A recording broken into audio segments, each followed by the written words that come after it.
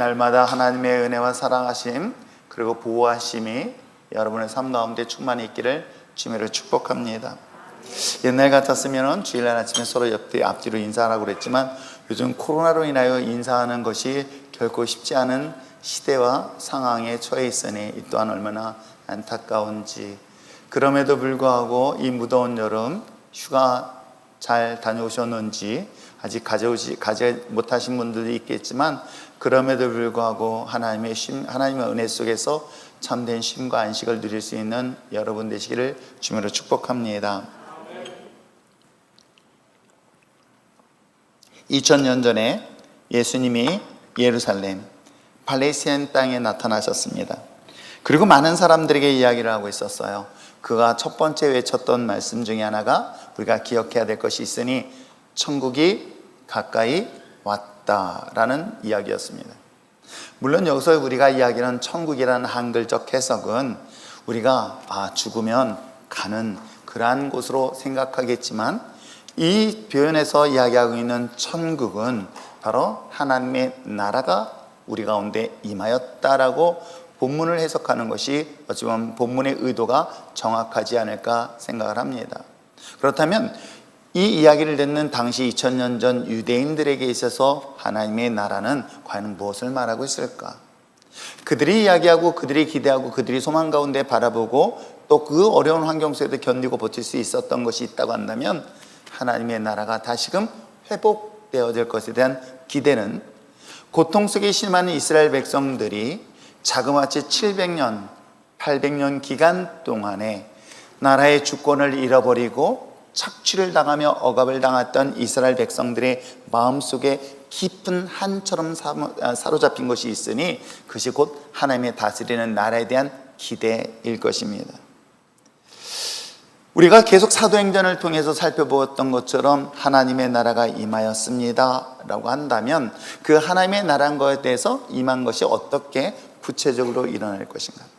아니, 이 자리에 우리가 예수를 믿고 확신을 가지고 있는 사람들이 있는가 하면 내가 이곳에 예수를 믿기 위해 이 자리에 나와 있으며 여전히 예수를 믿기를 위해서 알기 위해서 이 자리에 나온 분들도 또한 있을 것입니다. 그런데 2000년 전에도 마찬가지 아닐까 생각을 하게 되어지죠. 오랜 동안 이방인들에 의해서 계속 나라의 주권을 빼앗기고 착취를 당했으며 본인이 소유할 수 있는 것보다는 본인의 모든 것들을 빼앗겼고 심지어는 자신의 고향을 그야말로 강제로 쫓겨나야 될, 그래서 이방인의 땅에서 나그네처럼 살아야 될 이스라엘 백성들에게 있어서는 과연 그들이 기대하고는 하나님의 나라, 그리고 그 어려운 환경 속에서도 유대교라는 그 종교의 신앙, 즉 하나님을 믿고 의지했던 그들의 신앙은 과연 어떤 배경을 가지고 있을까? 과연 그들이 생각하고 있는 하나님의 나라, 예수님이 말씀하시는 나라의 차이점이 무엇일까를 먼저 여러분들이 아셔야 할 것입니다. 왜냐하면 우리도 신앙생활하면서 가끔 혼돈에 빠질 때가 있습니다. 예수님을 믿으면, 하나님을 믿으면 우리가 기대하는 것들이 있습니다. 예수님을 믿으면, 하나님을 믿으면 내가 신앙인이 되면 내가 나의 삶에서 어떤 역사가 일어날 것이다. 누가? 하나님이. 이런 기대감이 있는데 그런 기대와 전혀 상관없는 일들을 만나게 되니 좌절하게 되죠. 실망하게 되죠. 시험까지 들어서 교회를 멀리 떠나는 케이스들이 의외로 상당히 많이 있습니다. 그렇다면 2000년 전에 예수님께서 육신의 몸으로 이 땅에 오셔서 선포하셨던 하나님의 나라, 과연 예수님이 말씀하시는 하나님의 나라와 2000년 전 하나님을 믿는 유대인들이 생각하는 하나님의 나라의 차이점이 무엇일까요? 먼저 유대인들이 생각하고 있는 하나님의 나라, 그 생각과 믿음은 바로 자신의 나라가 구원받는 거예요. 말씀드린 것처럼 이스라엘 역사 속에서 남과 북으로 나눠졌고 남과 북이 안타깝게도 아수르라는 나라에 의해서 멸망을 당했으며 이제는 더 이상 이스라엘 민족은 이 땅 가운데 찾아볼 수 없을 정도로 황폐해졌던 이스라엘 역사의 배경을 가지고 있던 그들, 여전히 자유의 국가에서 억압된 국가의 삶을 살았던 이스라엘 백성들에게는 그야말로 그들이 생각하고 있는 하나님의 진정한 다스리는 나라는 아주 오래전 조상으로부터 들려주고 알려주었던 바로 다윗과 같은 그런 하나님이 다스리는 나라, 솔로몬과 같이 세계의 강대국이 되어서 세계의 모든 것들을 좌지우지할 수 있을 만한 그런 하나님이 다스리는 거룩한 한 나라에 대한 기대가 바로 이스라엘 유대인들에게 갖고 있었던 전통적 하나님의 나라의 개념이기도 합니다. 즉 하나님의 다스림으로 인하여 내 삶의 가난, 내 삶에 당하는 고통, 슬픔, 아픔, 좌절, 이것부터 건져내어서 모든 민족들이, 모든 이방인들이 자신들을 보며 두려워하고 무서워하며 벌벌 떨게 하는 그런 나라를 그들은 기대했던 것이 사실이기도 합니다. 그러기에 하나님은 자신들을 선택했기에 그 선택받은 하나님의 나라가 곧 회복됨으로 인하여 그 구원의 역사가 일어날 것인데, 과연 어떻게 그러면 그 하나님의 구원을 이룰 것인가? 그것이 주신 율법이었던 거예요. 그래서 그 율법을 듣고 율법을 지키면은 반드시 주님께서, 하나님께서 이 땅에 오셔서 그 이방 민족들, 자신들에게 공격하였고 핍박하였고 고통을 줬던 그들을 심판하고 자신들은 그곳에서 건져줄 것이다 라고 하는 것이 2000년 전 유대인들이 가지고 있었던 종교관이었고 바로 구원관이기도 했습니다. 여기에 오랜 시간 동안에 익숙하게 훈련받았던 사람을 소개하고 있으니 바로 사도 바울, 이 사울이라는 인물도 그 중에 외외는 아니었을 것입니다. 그런데 2000년 전에 하나님께서, 예수님께서 이 땅에 오신 하나님의 나라는 뜻밖의 당시 2000년 전에 유대인들이 가지고 있는 일반적 구원론과는 전혀 다른 이야기를 하고 있어요. 자, 천국이 가까이 왔다, 하나님의 나라가 가까이 왔다 했었을 때 많은 사람들이 진정 이 나라의 독립, 회복을 생각했지만 주님의 구원의 역사는 놀랍게도 자신의 나라인 이스라엘뿐만 아니라 저 이방인의 나라들까지도 하나님의 구원의 대상이라고 이야기하고 있으니 이 말을 들었던 유대인의 입장에서는 어떤 마음을 갖게 될까요? 한번 이렇게 생각해 보세요. 지금 나는 억울한 일을 당하고 있어요. 상대방이 가해자고 난 피해자입니다. 하나님은 공평하신 분이에요. 공정하신 분이에요. 그래서 나는 피해를 받았기 때문에 그 피해를 받은 것에 대한 보상을 하는 것이고, 나를 가해하고 고통을 줬던 사람은 당연히 그를 때려서 심판하는 것이 맞다라고 생각했는데, 뜻밖의 하나님의 계획은, 하나님의 뜻은 달랐던 거예요. 나도 구원의 대상이지만 누구도 나를 핍박하고 나를 고통스럽게 만들었던 가해자까지도 구원의 대상이라고 예수님은 말씀을 하고 있는 것입니다. 또 뿐만 아니라 2000년 전 유대인들은 그러기 때문에 자신에게만 주어진 율법을 지키면 구원을 받을 수 있다라고 하는데, 예수님의 구원의 방법은 전혀 그들이 오랫동안 생각했던 것과 뜻밖의 다른 얘기를 하고 있어요. 어떻게 해요? 자신이 죽어야 된다는 거예요. 예수님이 죽어야만이 너희들이 구원받을 수 있다라고 얘기를 하고 있는 거예요. 누군가가 죽어야 되는데 그 죽음의 대상이 하나님이시며 예수님이 죽으셔야만이 너희들을 구원할 수 있는데, 그 사실을 믿을 수 있겠냐라는 것이 바로 구원의 가장 핵심적 포인트이기도 합니다.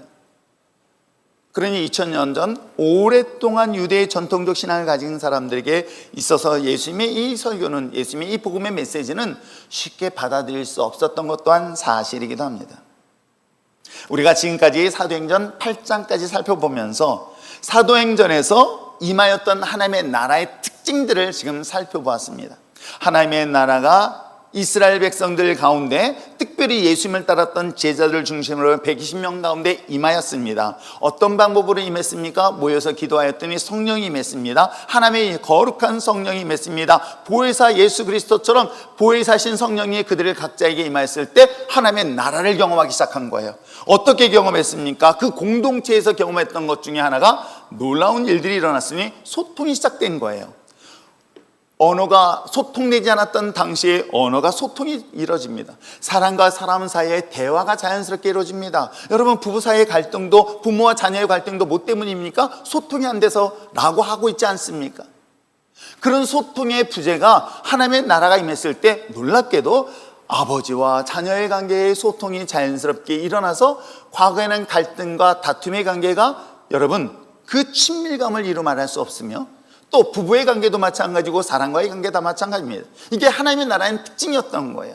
하나님의 나라가 그 가정에, 우리 가정 속에, 우리 교회 속에, 또 이 나라 인민족 가운데 임하고 났더니 소통이 되지 않은 갈등과 때에 따라서는 오해와 때에 따라서는 분노와 그 모든 것들이 놀랍게도 해결되어지더라는 거예요.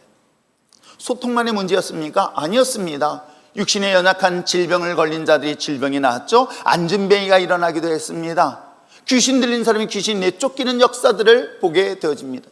가난한 자들이 교회 공동체에 모였었을 때 부유한 자들이 자신의 소유를 팔아서 함께 나누는 그런 사랑과 은혜가 철철 넘치는 그런 공동체, 상상만 해보시기 바랍니다. 이게 초대교회 공동체에 하나님의 나라에 임했던 특징이기도 합니다. 그런데 꼭 그렇게 좋은 일만 있었던 것은 아니에요. 거기도 사람들이 모인 곳이다 보니까는 서로가 서로에게 있어서 섬기는 방식, 방법에 따라서 갈등도 일어났습니다. 갈등만이 일어났습니까? 때에 따라서는 예수를 믿는다는 이유 하나만으로 유대의 종교를 가졌던 그들이 유대교를 포기하고 기독교를 개종하는 순간 핍박을 받습니다.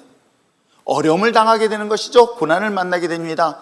코로나도 올 수 있습니다. 그런데도 불구하고 우리가 사도행전 8장까지 어떤 일들이 일어나는 거예요? 이런 하나님의 나라가 임했을 때 여러 가지 우리의 삶 속에서 일어나는 다양한 기적과 표적뿐만 아니라 고난과 고통 속에 있으면서도 불구하고 특징이 하나 있으니 뭐예요? 날마다 부흥하더라는 거예요. 날마다 하나님의 부흥의 역사가 날로 확장되더라는 것을 성경은 이야기를 하고 있습니다. 이것이 하나님의 나라가 한 공동체, 교회 공동체 가운데 임했던 이야기를 하고 있으면 오늘 9장부터는 어떤 이야기인 줄 아십니까? 한 사람의 변화된 이야기를 하고 있습니다. 한 사람, 그 한 사람의 변화된 이 거듭남의 사건, 즉 하나님의 나라가 개인적으로 임했었을 때에 그에게 어떤 역사들이 일어납니다. 어찌 보면 이 자리에 정말 예수를 믿고 구원의 확신을 가지고 나온 자들이 있는가 하면 여전히 경계인이라 그러죠. 이쪽도 아니고 저쪽도 아니고 예수 믿는 것 같기도 하고 안 믿는 것 같기도 하고 어떤 때는 믿었다가 어떤 때는 안 믿었다가 하는 경계인부터 시작해서 놀랍게도 이 교회 공동체 안에는 과거 2000년 전의 초대교회와 같이 다른 모습으로 어떻게 해요? 믿지 않는데도 이 자리에 앉아서 아멘하는 경우도 있나요? 있습니다. 졸다가 옆에 사람이 아멘하니까 얼떨결에 아멘하기도 합니다. 제가 보면 알거든요. 아무튼 이런 다양한 사람들이 모였었을 때 오늘 본문을 통해서 하나님의 나라가 이제는 교회 공동체가 아닌 개인의 삶 속에서 임하였을 땐 어떤 일들이 일어나는가의 샘플이 됐던 한 사람을 소개하고 있으니 누구예요? 오늘 성경이 소개하고 있는 사울이라는 인물이기도 합니다. 자, 그렇다면 사울이라는 인물은 누구일까요? 사울을 보면은 그는 어떤 사람이냐면 유대인이에요. 유대인인데 그가 태어난 곳은 예루살렘을 중심으로 한 이스라엘 백성 즉 팔레스타인 땅에서 태어나지는 않았어요.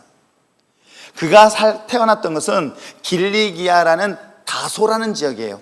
이 다소라는 곳은 어디냐면 오늘날에 보면 제가 지도를 찾아봤더니 터키 아시죠? 우리 사위 있는데 한 가정의 사위이지만 우리 교회의 사위이기도 됩니다. 알통이라고 합니다. 맞나요? 아무튼 터키라는 지역이에요. 터키에서 약간 바닷가 지중해 쪽에 내려있는 작은 지역이 이 다소라는 곳이에요. 그러면 여러분, 사울은 원래 예루살렘에 살던 즉 팔레스타인 이스라엘 땅에 살고 있는 오리지널이 아니라 아주 오래전에 그 부모들에 의해서 나라에 빼앗기고 그 부모들이 조상들이 어디로? 저 이스라엘 땅을 떠나서 저기 터키 또는 로마 또는 유럽 이런 데서 흩어졌던 그 사람들 중에 한 사람이었다라고 보면 돼요. 그런데 놀랍게도 그는 다른 유대인과 달리 신분이 특별했습니다. 그는 유대인의 혈통을 갖고 있으면서도 불구하고 국적을 갖고 있는 게 있었어요. 뭐예요? 바로 로마의 시민권을 가지고 있었던 거예요. 그렇기 때문에 이 로마의 시민권이라는 것은 비록 유대인임에도 불구하고 그 특권은 대단하다는 것 먼저 기억하시면 됩니다. 자, 그랬을 뿐만 아니라 가말리엘이라는 아주 그 당시에 최고의 스승이 있었어요. 지도자, 영적 지도자뿐만 아니라 학문적으로 뛰어났던 가말리엘이라는 그 스승의 그 멘토의 제자였던 사람이 누구다? 사울이었던 것이에요. 자, 신분상으로 로마였었죠. 그는 이방인의 땅에서 자라고 성장했습니다. 그리고 그가 다시금 예루살렘에 들어와서 누구보다도 철저한 유대의 종교인으로서 그가 신앙에 대하여 확실함을 가지고 당시에 예수님을 믿는 즉 유대교에 반대되는 그들을 잡아다가 핍박까지 했던 그러한 인물들이 누구다? 바로 우리가 잘 알고 있는 이 사울이라는 인물이에요. 이제 그가 어떻게 자랐으며 어떤 환경에서 어떤 배경을 갖고 있는지 이해하실 수 있을 것입니다. 그런데 그렇기 때문에 그의 인생을 살펴보면 하나님의 나라가 임하기 전과 하나님의 나라가 임한 후의 모습을 보면서 오늘 우리들의 신앙이 과연 나는 어디에 있는가? 나는 여전히 내 몸은 교회 안에 있어요. 유대의 종교처럼 나는 기독교라는 종교 안에 있습니다. 그런데도 불구하고 나는 기독교와 전혀 상관없는 거듭나기 전 아니면 그 경계일까? 아니 거듭나고 난 이후에는 어떤 모습일까? 라는 것들을 분별할 뿐만 아니라 여러분들이 이 본문을 통해서 정확히 발견할 수 있는 여러분들 있으면 참 좋겠습니다. 자, 먼저 본문에 기록되어 있는 것처럼 그가 예수님을 만나기 전, 즉 인격적인 변화되기 전, 그걸 거듭남이라고 얘기합니다. born again, 그가 그의 삶에서 새로운 삶의 변화가 일어났었던 사건, 즉 예수님을 인격적으로 만나기 이전의 모습은 어땠을까? 1절과 2절의 말씀을 함께 보시기를 바랍니다. 읽겠습니다. 시작.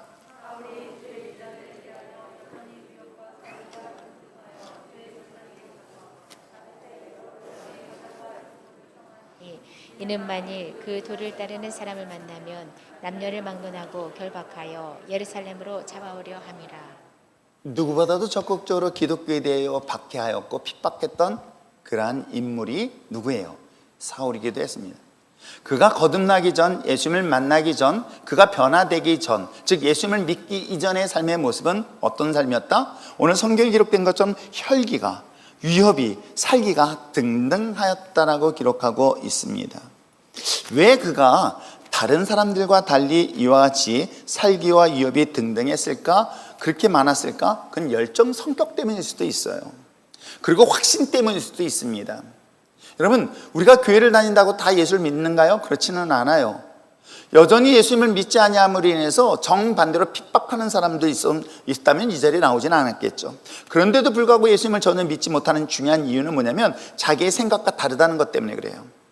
자기가 알고 있는 것과 다르기 때문에 받아들일 수 없다는 거예요. 그래서 제가 사실은 결혼을 앞두고 있는 젊은 커플 그리고 우리 아이들이나 등등에 대해 이야기할 때 이 결혼관이 다른 건 이제 신앙관이 다르다는 것은 본질이 다른 문제다라고 얘기를 해줘요. 어떤 분들은 그런 얘기를 해요.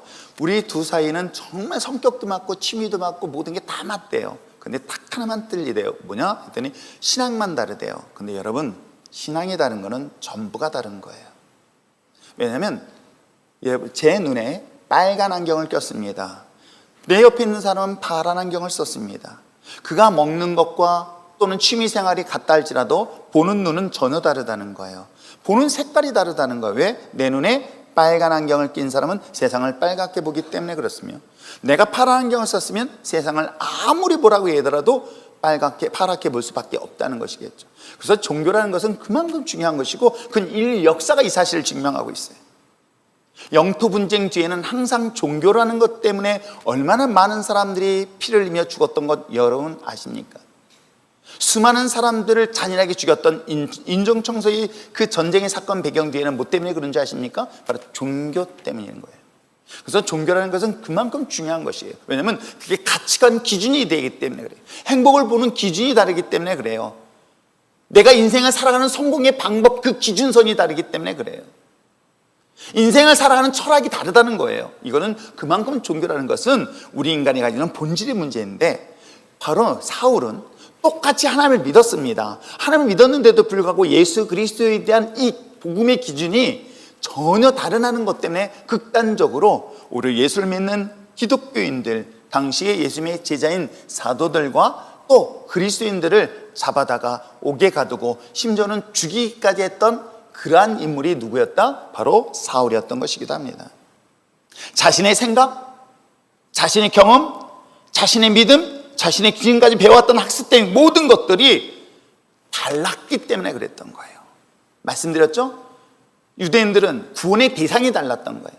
구원의 대상은 당연히 선한 사람, 즉 하나님 믿는 자기들만 구원의 대상이라 생각했던 것이지 하나님이 과연 저 이방인들에도 구원이 있을 수 있을까라는 것들을 용납하지 못했던 배경이 되기도 합니다. 하나님의 나라에 대한 생각도 사실 달라요. 하나님의 나라는 이스라엘이라는 작은 땅들의 회복 구원의 역사였지 하나님은 이 땅의 모든 사람들이 하나님의 다스림 속에 있기를 원하는 그런 것 또한 달랐을 뿐만 아니라 구원의 방법도 달랐죠. 믿으면 어떻게 구원을 받을까라는 것에 대해서 대상도 달랐습니다. 바로 하나님만이었는데 하나님과 함께하는 누구? 예수 그리스도를 복음의 대상, 믿음의 대상으로 삼았으니 당연히 사울은 이 사실을 받아들이기는 불편했고 어려웠을 것입니다. 아니, 오늘 우리들의 마음도 마찬가지인 거예요. 예수를 믿어야 될 것인가 믿지 말아야 될 것인가, 이 경계 속에서 우리는 내 생각과 다르다는, 받아들일 수 없는 이 경계 속에서 이것을 강하게 거부감을 갖고 있는 사람들이 의외로 많이 있기도 합니다. 오늘날 복음을 거부하는 다수의 사람들에게 있어서 이런 특징이 예수님을 만나기 이전, 즉 거듭나기 이전의 모습이라는 것을 성경은 말하고 있어요. 그렇다면 성령을 통해서 거듭난 이후에 사울은 어떤 모습으로 변하게 됐을까? 근데 여러분, 이 변하는 것도 과정이 있더라고요. 과정이 있습니다. 그래서 이 과정이 어떻게 되는가 한번 살펴보러 갑니다. 첫째는 주님께서는 그를 만나는 것으로 출발을 하고 있어요. 즉, 우리가 교회를 다니고 사람들을 만날 때 누군가를 알기 위해서는 사람과의 만남이 필요한 것처럼 하나님과의 만남, 예수 그리스도의 만남이 얼마나 중요하다는 것, 첫 출발이라는 것을 성경은 말하고 있는데 한번 3절, 4절 또 한번 읽어볼까요? 3절, 4절 읽겠습니다. 시작. 사울이 길을 가다가 다메섹에 가까이 이르더니 오련히 하늘로부터 빛이 그를 불러 비추는지라. 땅에 엎드려도 들음에 소리가 있어 이르시되 사울아 사울아 내가 어찌하여 나를 박해하느냐 하시거늘. 오늘 그는 자신의 부르심에 대한 사명, 확신 때문에, 자기의 믿음 때문에, 자기 철학 때문에, 자기 생각 때문에 자기는 확신을 가지고 다메섹을 가고 있었습니다. 무엇 때문에? 예수 그리스도를 믿는 자들을 핍박하기 위하여, 잡아서 죽이기 위하여 그는 다메섹을 향하여 가던 도중에 아주 묘한 환상을 보고 소리를 듣게 되어집니다. 뭐예요? 하늘로부터 그에게 강한 빛이 임하는 거예요. 강한 그에게 빛이 임하여서 자연스럽게 그는 땅에 엎드러지게 되는 거예요. 그런데 놀랍게 그 속에서 우쳐라 우쳐라 이름을 부르듯, 여러분 한 사람 한 사람의 이름을 부르듯 하나님께서 여러분을 부르는 소리를 듣게 되는 거예요. 그때 사울은 뭐라고 얘기했습니까? 자기에게 들린 그 음성 때문에 누구십니까? 라고 질문할 때 예수님 뭐라고 그래요? 나는 너가 핍박하는 예수다 라고 이야기를 하고 있어요. 근데 참 재밌는 거는 사울은 그가 누군지는 알지 못했지만 자신을 부르는 소리에 즉각적으로 뭐라고 얘기하냐면 주님은 누구십니까? 라고 얘기해요. 당신은 누구십니까? 노래 가사 같네요. 주님은 누구십니까? 라고 그는 질문을 하죠. 주님의 귀한 음성을 듣게 되어지고요. 그러면서 6절에 그에게 이런 얘기를 합니다. 너는 일어나 시내로 들어가라. 즉 다메섹 시내로 들어가라. 내가 행할 것을 너에게 알려준 자를 만나게 될 것이다. 기다리게 할 것이다. 라고 주님의 음성을 듣습니다. 여러분, 우리가 예수님을 만나는 것의 첫 번째 단계는 개인적으로 주님을 만나는 그런 중요한 순간이 있어요. 그래서 주님을 만나는 것은 누구를 통해서 만나는 게 아니라 개인적인 만남인 거예요. 1대1의 만남인 거예요. 물론 누군가가 복음을 전하고 예수 믿어 교회 같이 가라고 해서 따라올 수는 있을 수 있어요. 그런데 실질적으로 주님 앞에 나가서 그 주님을 만나는 것은, 가장 중요한 것은 뭐예요? 나와 하나님과 1대1의 개인적 만남으로 출발하고 있다는 것을 여러분 꼭 기억하시길 바랍니다. 근데 그 만남은요, 추상적이지 않아요. 다른 사람들이 전해줘서 그렇구나 라는 개념이 아니에요. 놀랍게도 주님은, 하나님은 살아계신 분이에요. 그 살아계신 하나님을 어떻게 해요? 실제적으로 만나는 거예요. 실제적이고 사실적으로 만나는 거예요. 혹시 여러분 바람을 본 적 있나요? 예, 바람을 피는 걸 본 적은 있어요. 이 썰렁하면 어떻게 될지 모르겠어요. 이 바람은 본 적은 없어요. 없죠? 지금 근데 바람이 불어요. 뭐예요? 소리가 들리죠? 그리고 중요한 것은 그 바람이 나의 몸에 차가움을 느끼게 되어지거나 어떤 내 몸에 느껴지는 것들이 있죠. 마찬가지라는 거예요. 하나님이라는 존재는 실존하신 존재예요. 추상적이지 않아요. 사실적인 분으로 여러분 살아계신다는 것. 이건 뭐예요? 인격적인 만남을 통해서 경험할 수 있는 사실들을 성경은 이야기를 하고 있는 것입니다. 그래서 예수님을 만나거나 하나님을 만나는 것은 누가 누굴 대신해서 만날 수 있는 것은 아니에요. 아세요? 철저하게 나와 하나님과의 관계를 통해서 만날 수 있다. 이것을 여러분 먼저 기억하시길 바랍니다. 그런데 그 만나는 과정에서 특징적으로 볼 수 있는 것은 나를 보는 거예요. 나는 의롭게 살았다. 나는 거룩하게 살았다. 나는 내 나름대로 진실하게 살았으며 나는 내 나름대로 내 인생의 나름대로의 철학과 기준을 가지고 살았다 했는데, 놀랍게도 그것에 대하여 예수님은 뭐라고 얘기하고 있습니까? 그것이 나를 핍박한다라는 소리를 통해서 내가 누구를, 나는 내 자신의 실제의 모습을, 사실된 모습을 드러내고 알게 되어지죠. 그러면서 뭐라고 얘기해요? 오늘 성경에서 놀랍게도 뜻밖의 그 많은 사람들이 소리를 듣긴 들었어요. 근데 빛으로 유침을 만난 것은 딱 한 사람, 사울이었던 거예요. 그 사울에 만났던 증상들이 어떻게 됐습니까? 무능력한 상태가 돼버렸어요. 무기력한 상태가 돼버렸던 거예요. 어떻게 해요? 순간 앞을 볼 수 없었어요. 그래서 가끔 그런 얘기를 해요. 우리 성도들 중에서 예수를 안 믿겠다고 버팅기면서 오시는 분들, 하나님 그런 방법으로 딱 한 번만 만나게 해달라고. 어떻게?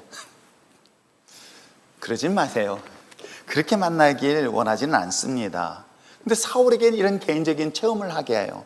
그러니까 예수를 만나는 것은 누가 대신해서 전달한 게 아니라 내 개인적인 만남인데, 그 만남의 상태는 사울의 경우는 어떻게 해요? 앞을 볼 수 없었던 거예요. 그리고 그는 다메섹에 들어갈 때 동료들의 도움을 받아서 다메섹 도시로 들어갔고, 무엇을 했습니까? 3일 동안 곡기를 끊게 되어져요. 무기력하게 됐죠. 무능력한 상태를 만들어버렸어요. 그래서 누구와의 만남을 가져요? 하나님과의 만남을 가져요. 그래서 저는 하나님을 만남에서의 첫 번째 시작은 개인적으로 만나는데, 무엇을 만나냐? 나는 내가 내 힘으로 뭐든지 할 수 있는 그런 능력 있는 사람이라고 생각했던 이 착각에서 벗어나게 하는 거예요. 나는 죄인입니다. 나는 아무것도 할 수 없는 연약한 존재임을 인정할 때에, 그게 주님이 인격적으로 만나는 첫 출발이라는 것 여러분 아십니까? 물론 저 역시도 과거에 교만했기 때문에, 자존심 때문에 내 자신의 무능력함을 사람들이 알리는 것 자체를 부정하며 살았던 그런 사람 중에 한 사람이기도 했습니다. 그랬던 저에게 주님의 만남은 이 사도 바울처럼 I cannot do, 난 지금까지 내가 모든 걸 할 수 있다고 착각하며 살아왔던 내가, 나는 숨조차도 죄를 쉴 수 없는 연약한 존재입니다.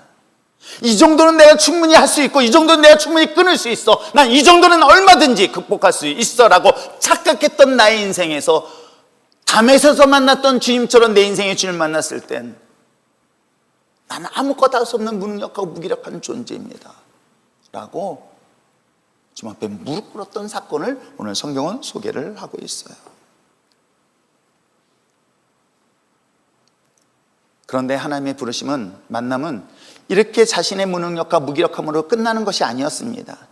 더 중요한 것은 하나님의 나를 부르시고 나를 만나시면서 내가 무엇을 위해서 살아야 되며 무엇 때문에 살아야 되는지를 분명하게 알려주고 있다는 거예요.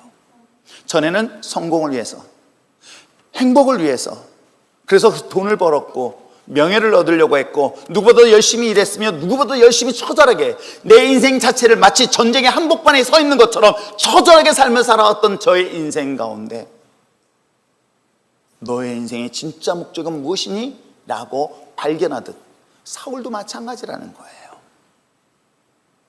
50년, 60년, 70년을 살면서 내가 무엇 때문에 살았을까를 알지 못하는 것처럼 불행한 인생이 과연 어디 있습니까? 내가 이 세상에 태어났고 이 세상에 존재하는 동안 나는 무엇을 위해서 살아야 할 것인가? 무엇 때문에 존재해야 되는가? 이것을 단순히 먹고 마시고 살기 위한 것처럼 살아가는 인생처럼 불쌍한 인생이 과연 어디 있을까요?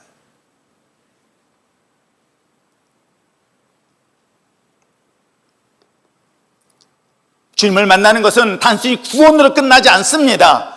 주님을 만나는 순간 구원으로 끝나는 것이 아니라, 주님이 나를 선택하신 이유, 나를 선택하신 이유, 나를 부르신 이유, 나를 구원하신 이유와 목적을 성경은 분명히 이야기를 하고 있어요. 그래서 10절 이하에 하나님은 다메섹에, 그 도시에 아나니아라는 한 인물을 준비시켰습니다. 이 아나니아라는 인물을 통해서 예수님을 만났던 사울을 만나게 되어지죠. 저는 그래서 제가 제 인생을 돌아보면서 왜 내가 예수를 만났고 그때 그 만났던 사람들 중에서 나의 영적인 멘토가 그들이었구나 라고 하는 것처럼 사울도 마찬가지인 거예요. 하나님께서는 이 한 사람의 개인의 인생에 개입하셔서 그를 위하여 예비된 인물이 하나 있으니 아나니아란 인물을 바로 10절에 기록되어져 있습니다. 10절 한번 읽어볼까요? 10절 읽겠습니다. 시작. 그때 다메섹에 아나니아라는 제자가 있더니 주께서 환상 중에 불러 이르시되 아나니아야 하시거늘 대답하되 주여 내가 여기 있나이다 하니 그것이 바로 저와 여러분을 예비하여 준 또 다른 멘토요 복음 증인이라는 건 여러분 아십니까? 그리고 아나니아를 통해서 그가 주님을 만났고 부르셨고 구원받았고 거듭난 가장 중요한 이유 목적을 설명하고 있는 것이 15절과 16절인 거예요. 자, 15절 16절 읽겠습니다. 시작. 주께서 이르시되 가라 이 사람은 내 이름을 이방인과 임금들과 이스라엘 자손들에게 전하기 위하여 택한 나의 그릇이라. 그가 내 이름을 위하여 얼마나 고난을 받아야 할 것을 내가 그에게 보이리라 하시니. 아멘. 내가 돈을 버는 목적도 사업을 해서 잘 되는 목적도 그전에는 내가 이보다 더 넓은 편한 노후를 등등으로 생각하는 것이 과거의 우리들의 모습이었다고 한다면 내가 사업을 하는 걸 통해서 하나님의 영광을, 내가 돈을 버는 걸 통해서 돈이 목적이 아니라 이 돈을 통해서 여전히 예수님을 믿지 않는 자들에게 하나님의 살아계심을 증거하며 그들에게 하나님의 축복을 흘려보내야 되겠다는 그런 비전들이 바뀌어지는 것에 대한 이야기를 지금 하고 있는 거예요. 예수 그리스도의 이름을 위하여 복음인 거예요. 바로 이방 민족들과 임금들과 당시 디아스포라 되어 있는, 즉 고향을 떠났던 수많은 유대인들에게 무엇을 전하라는 거예요? 예수님을 전하라고 선택하고 받은 자가 누구라는 거예요? 사울이요. 또한 우리라는 건 여러분 아십니까? 맞아요. 전에는 전 개인적인 성공을 위하여 열심히 달려왔고 누구보다 수고했지만 예수님을 만나고 난 다음엔 내가 그 포지션에서, 그 위치에서 어떻게 하면 선한 영향력을 끼칠 것이며 문화를 바꿀 것인가를 고민하게 되어서 어떻게 하면 이곳에 하나님의 거룩한 나라, 거룩한 교회가 세워질 것인가.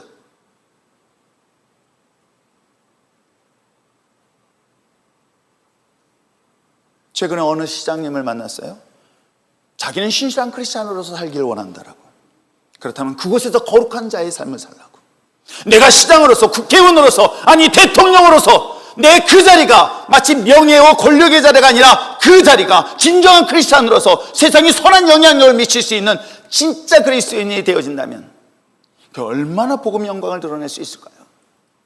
이것이 바로 우리를 부르신 목적이라고 성경은 분명히 이야기를 하고 있는 것이에요. 사업 잘 돼가지고 직원들에게 달달달 볶으면서 착취하고 빼앗고 들주고 안 주고, 그래서 그 사람들을 보면서 내가 저런 사람이라면 예수 안 믿겠다는 이 복음의 광채를 가로막고 있는 자들이 아니라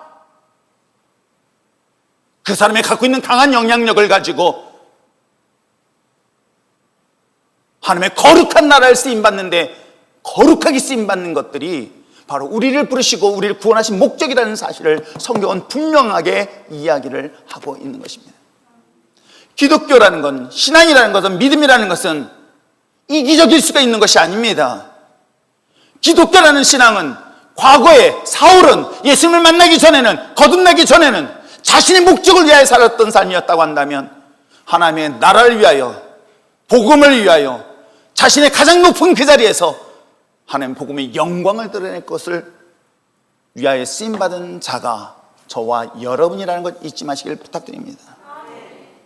그리고 난 다음에 어떤 일이 일어날까요? 우리 17절 18절 말씀 읽겠습니다. 17절 18절 읽겠습니다. 시작. 아나니아가 떠나 그 집에 들어가서 그에게 안수하여 이르되 형제 사울아, 주 곧 내가 오는 길에서 나타나셨던 예수께서 나를 보내어 너로 다시 보게 하시고 성령으로 충만하게 하신다 하니 즉시 사울의 눈에서 비늘 같은 것이 벗어져 다시 보게 된지라. 일어나 세례를 받고 음식을 먹으며 강건하였다. 우리 예수 그리스도 믿는 학생들 경우 진짜 그 거듭난 그리스도인이라고 한다면 저는 공부를 못하면 아니 된다고 저는 생각하는 사람 중에 한 사람이에요. 그러나 공부하는 목적이 달라지는 거예요. 내가 대학을 가는 목적도 달라지고 직장을 선택하는 목적도 달라지는 거예요. 사업하는 사람들에게도 마찬가지인 거예요.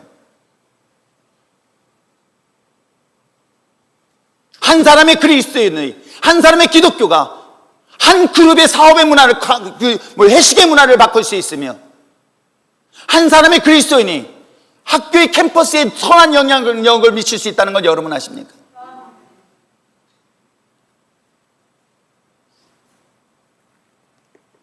오늘 성경은 말하고 있어요.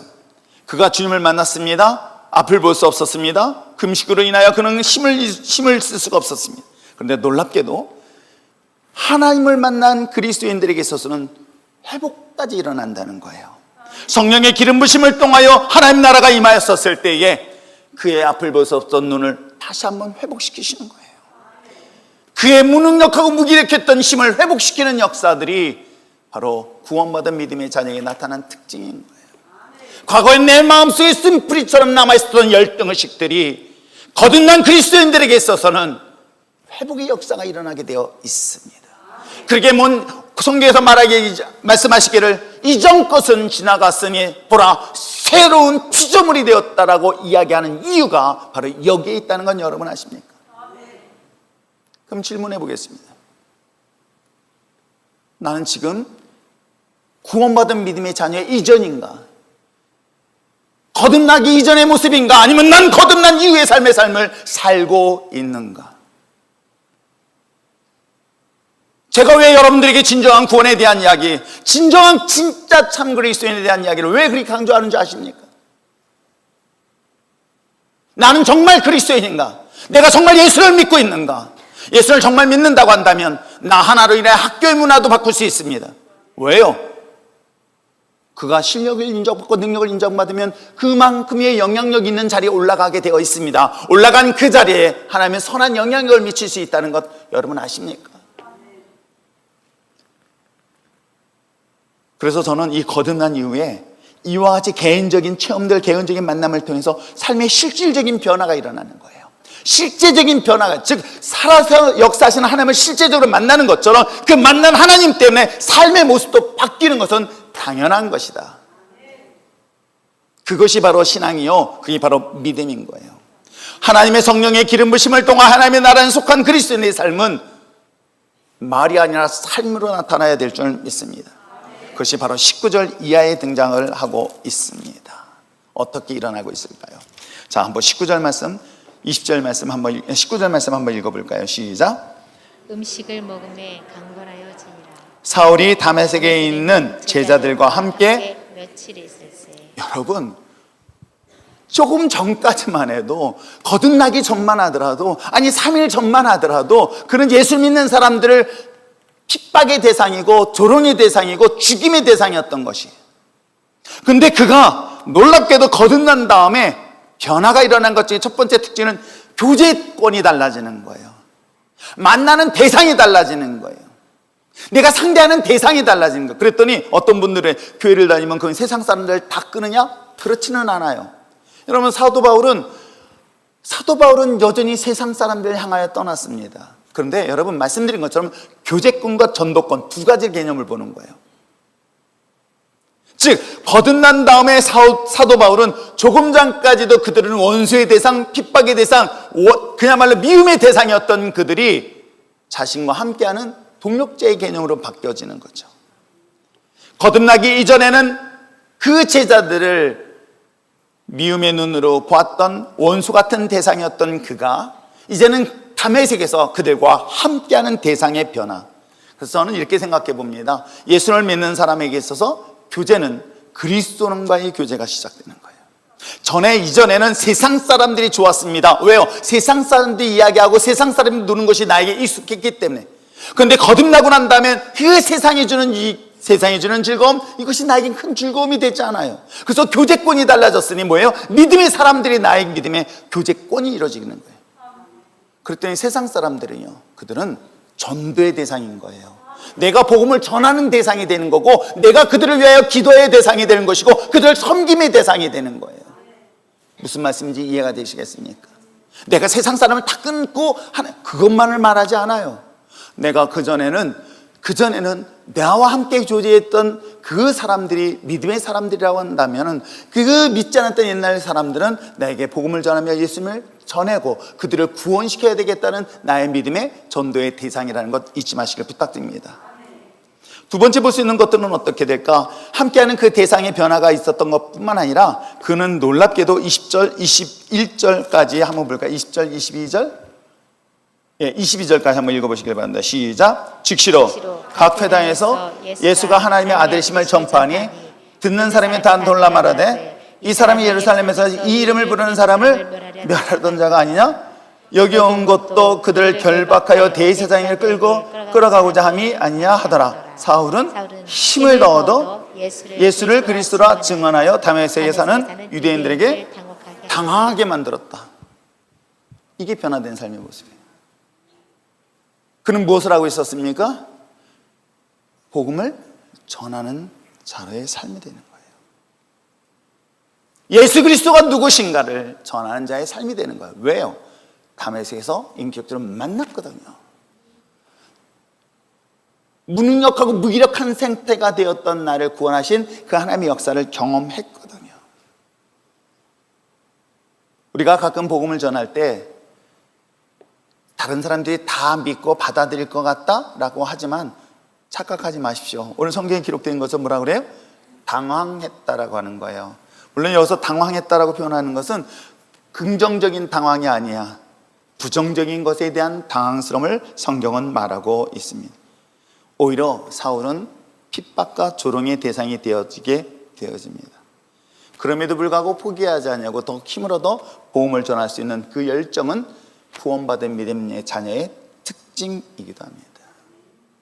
저는 이런 생각 때문에 사업을 하던, 복음을 전하던, 또 어떤 일을 하던 이것을 통해서 하나님의 복음을 전할 수 있는 방법이 무엇일까를 항상 고민하고 있듯이, 최소한 구원받은 저와 여러분은 여러분이 일하는 그곳에서 어떻게 하면 하나님의 복음을 전하는 그런 영향력 끼치는 그런 믿음의 기업이요 믿음의 삶이 될 것인가를 진지하게 고민하시고요, 때를 얻든지 못 얻든지 기회가 되어진다면 복음을 전하는 것을 멈추지 않는 저와 여러분 되시길 부탁드립니다. 그리고 마지막으로 볼 수 있는 게 그의 삶에 놀라운 변화가 있었어요. 뭐예요? 그는 그 전까지 사람을 죽이는 자의 삶이었어요. 그러나 그는 생명을 살리는 삶으로 바뀐 거예요. 여러분이 여러분의 인생을 통해서 누군가를 죽음의 대상으로, 미움의 대상이었던 자가 이제 용서의 대상이고 사랑의 대상이고 그의 생명을 살리는 존재가 되고 있다는 것, 이것이 바로 구원받은 자의 특징의 삶의 모습일 줄 믿습니다. 신앙이라는 것은 교회를 다니는 것이 목표가 아닙니다. 교회를 다니고 또 교회의 신앙생활을 오랫동안 버티는 것이 중요한 것이 아니라, 더 중요한 것은 예수님을 통하여 거듭나는 것이 복음의 본질이고 핵심인 줄 믿습니다. 나는 거듭났는가? 그런데 그 거듭남은 무엇으로만이 가능하다? 누가 가르쳐서요? 제가 여러분들에게 열심히 설명해서요? 아니에요. 성령으로만이 가능하다. 그랬을 때 진짜 그리스도인이 될 수 있음을 성경은 말하고 있습니다.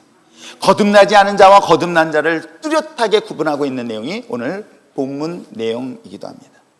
하나님을 믿는다고 여러분 이것이 곧 구원받았다라고 착각하지는 마시기 바랍니다. 물론 하나님의 구원엔 우리가 판단할 수는 없어요. 내가 입술로 고백했으니까 하나님 구원해 주시겠지라고 우리가 스스로 위로할 수 있을지는 잘 모르겠어요. 그러나 성경은 뚜렷하게 구별하고 있어요. 뚜렷하게 이 사실을 분명하게 제시하고 설명하고 있습니다. 바울처럼 거듭난 자, 즉 믿는 자는 어찌 보면은 이제는 모든 사람들에게 핍박의 대상이고 거부감의 대상이 될 수 있지만, 그럼에도 불구하고 그들을 용서하고 그들의 생명을 살리는 데 쓰임받는 삶이 되어진다는 것 잊지 마시길 부탁드립니다. 거듭난 자를 구원받은 자라고 이야기합니다. 구원받은 자를 하나님 나라에 속한 자라고 이야기를 하고 있어요. 그래서 예수님이 니고데모에게 말씀하고 있습니다. 너가 하나님의 나라에 속하였고 구원받았으며 거듭나길 원한다면 물과 성령으로 거듭나지 아니하면 하나님 나라를 볼 수 없으며 들어갈 수 없다라는 사실들을 꼭 기억하시기를 바랍니다. 그러기 위해서 여러분들에게 꼭 부탁하고 싶은 것은 내가 인격적으로 주님을 인정하고 만나는 것, 즉 인격적인 주님과의 만남의 자리에 여러분 쓸 수 있는 여러분 됐으면 참 좋겠어요. 귀신은, 악한 영은 비인격적 존재이기 때문에 내가 원하지 않는다 할지라도 들어와요. 부정적인 생각, 불의한 생각은, 악한 생각은 정말로 내가 원하지 않아도 얼마나 쉽게 들어와서 얼마나 쉽게 열매를 맺게 하는지 몰라요. 그러나 하나님은 인격적인 분이에요. 내가 그분을 인정하고 내가 마음의 문을 열고 내가 그분의 말씀을 듣고 내 그분 앞에 서기를 원하는 그런 진정한 여러분이 그 자리에 섰을 때 그것이 가능하다는 것 잊지 마시길 부탁드립니다.